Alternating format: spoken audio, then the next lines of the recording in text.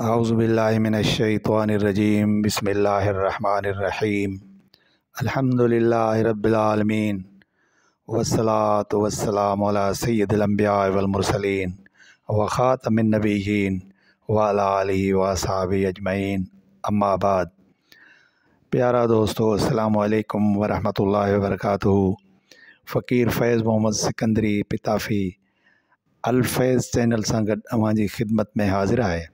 मुंहिंजा साईं आऊं अवां सां वाइदो कयो हो त तव्हांखे ज़बान जे आफ़तनि मुतालिक़ ॿुधायो वेंदो, उन्हनि जी ज़बान जे आफ़तूं हिकु हिकु करे तव्हांखे ॿुधायूं वेंदियूं। हस्बुल वादा अॼु आऊं तव्हांखे पहिरीं आफ़त ॿुधायां थो जंहिंजो उनवान आहे बेफ़ाइदो कलाम। ज़बान जी पहिरीं आफ़त आहे बेफ़ाइदो या बेसूद कलाम, यानी अहिड़ी का ॻाल्हि वात मां कढणु जेका जेकॾहिं न कढिजे हा त को गुनाह न थिए हा ऐं न वरी उन में को जान ऐं माल जो को कुझु नुक़सान ई थिए हा। वाज़े रहे त सभु क़ौम जी ॻाल्हि हीअ आहे त आदमी पंहिंजनि सभिनी लफ़्ज़नि में इहो ख़्यालु रखे त जेतिरियूं आफ़तूं जहिड़ो के गिला, चुगली, कूड़, ख़ुसूमत वग़ैरह आहिनि, उन्हनि खां हिन जा लफ़्ज़ महफ़ूज़ हुजनि ऐं सिर्फ़ु इहा ॻाल्हि वात मां निकिरे जंहिंजो बयानु करणु मुबाह हुजे ऐं उन में न को पंहिंजो ज़रर हुजे ऐं न पंहिंजे ॿिए कंहिं भाउ जो। मगर कॾहिं कॾहिं अहिड़ियूं ॻाल्हियूं बि ज़बान मां निकिरी थियूं वञनि जिन जी का बि ज़रूरत न हूंदी आहे। अहिड़ी सूरत में हिकु त वक़्तु अजायो ज़ियान थो कजे ऐं ॿियो त पंहिंजे गर्दन में उन ज़ियान जो हिसाब किताब बेसूद मणिणो थो पवे। याने हिकु नीच शइ याने बेसूद कलाम जे एवज़ हिकु बहितर शइ याने हयाती जी घड़ी ॾियणी थी पवे। जेकॾहिं ग़ैर ज़रूरी कलाम जे बदिरां उहा घड़ी बे ज़िक्र फ़िक्र में मशगूल हुजे हा त शायदि ग़ैबी फतूहात मंझां का अहिड़ी शइ हिन खे मिली वञे हा जंहिंजो नफ़ो ज़रूरु ज़्यादा हुजे हा।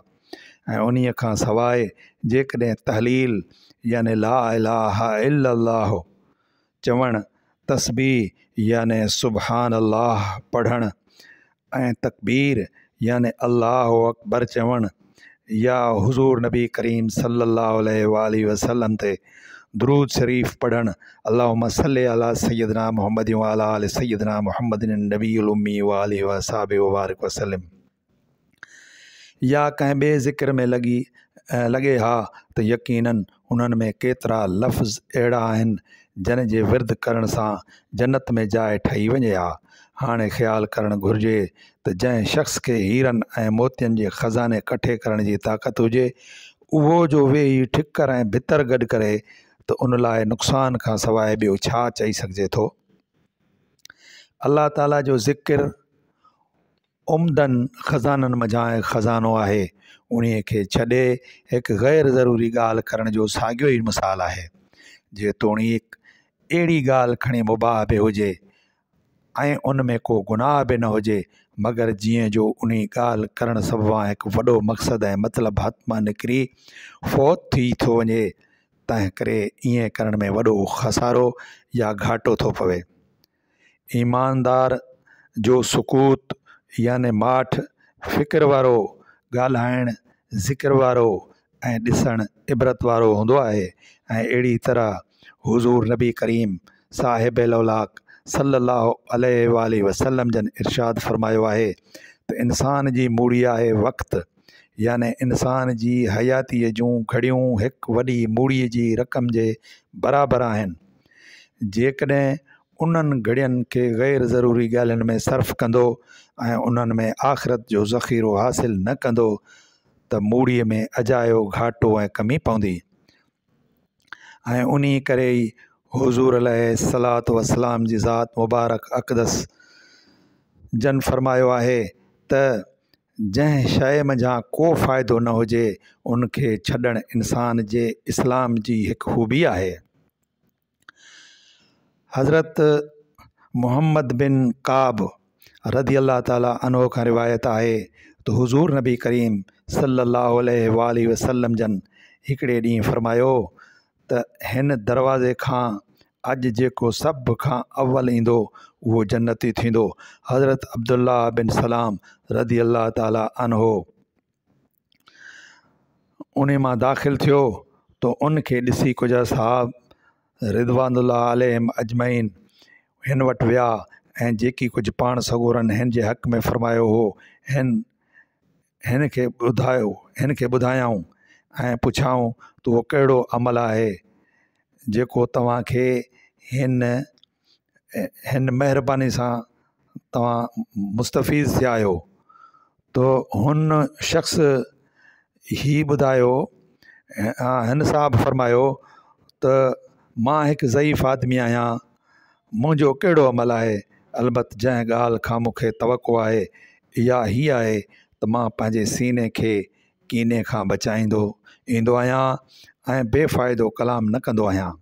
हज़रत अबू ज़र रदी अल्लाह ताला अन्हो खां मरवी आहे त हुज़ूर सल्लल्लाहु ताला अलैहि वसल्लम जन हिन खे फ़रमायो त तोखे अहिड़ो अमल ॿुधायूं जेको बदन खे हल्को लॻे ऐं मीज़ान में भारी याने ॻरो हुजे।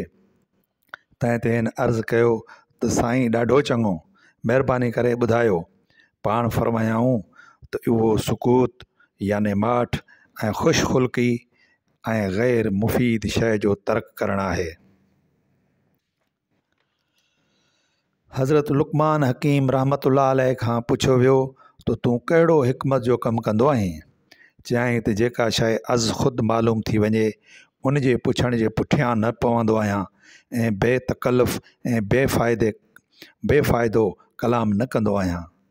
हज़रत अमीर उमर रदी अल्लाह ताला अन्हो फ़रमाइनि था त बेफ़ाइदे कलाम जे पोयां पवणु न घुरिजे ऐं दुश्मन खां किनारा कश ऐं दोस्त खां पुरहज़र याने हिजाब में हुअणु खपे, मगर उन दोस्त खां न जेको अमीन हुजे ऐं अमीन उहो आहे जेको ख़ुदा ताला खां डिॼे।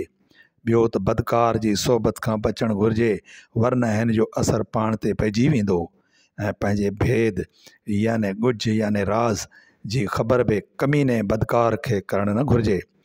कमनि में मशवरो अहिड़नि माण्हुनि खां वठिजे जंहिंखे ख़ुदा जो ख़ौफ़ हुजे।